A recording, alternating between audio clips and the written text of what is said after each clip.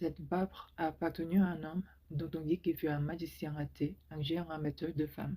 On le connaissait sous le nom de Barbe Bleue.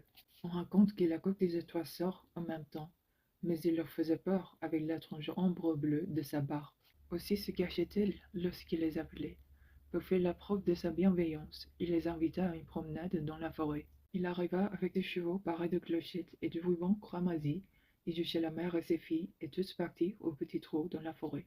Ils passèrent une merveilleuse journée à chevaucher, leurs chiens courant devant eux ou à leur côté.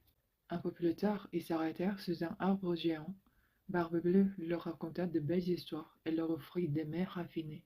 Les sœurs commençaient à se dire: après tout, peut-être, ce Barbe Bleue n'était pas si mal que ça, et rentraient chez elles en bavardant des événements de ces journées et des bons moments qu'au elles avaient passés.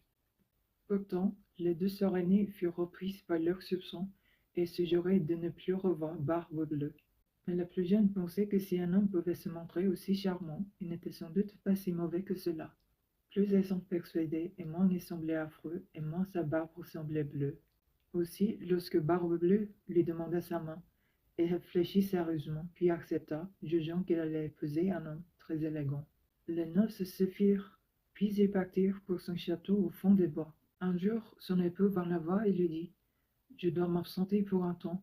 Invite ta famille si tu le souhaites. Tu peux aller te promener à cheval dans les bois, demander au cuisinier de te préparer un festin, faire tout ce que tu veux, tout ce que ton cœur désire. Voici l'anneau avec mes clés. Tu peux ouvrir toutes les portes du château. C'est des magasins à provisions, c'est des chambres où je garde mon argent. Mais ces petits clés-là, c'est qui ouvragé sur le dessus, ne t'en sers pas. Tu es allé dans ces pièces, n'est-ce pas? Et ouvrez sa garde-robe. La petite clé sur l'étagère du haut avait laissé couler le sang rouge sur la magnifique soie des robes qui y était suspendue.